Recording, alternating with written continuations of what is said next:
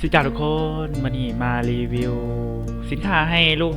ค้าทุกท่านทุกคนได้เบิ่งนำกันเนาะตัวนี้จะเป็นเครื่องเห็ดน้ำก้อนที่ออกแบบและคิดค้นด้วยบริษัทเวียดนามของพวกเราเป็นเครื่องน้ำก้อนขนาด10ต้นต่อมือเนาะถ้าว่าท่านใดสนใจเครื่องเห็ดน้ำก้อนบ่ว่าจะเป็นขนาด1ต้น2ต้น3ต้นไปจนถึง30ต้นต่อมือเนาะทางบริษัทเวียดนามเราสามารถออกแบบและคิดค้นให้ลูกค้าได้นอกจากโรงงานน้ำดื่มน้ำก้อนนี้แล้วเนาะทางบริษัทเรายังมีโรงจะทั้งโรงเป่าขวดโรงเป่ากระตุกเนาะมีหลายๆสินค้ามีหลายๆผลิตภัณฑ์เนาะ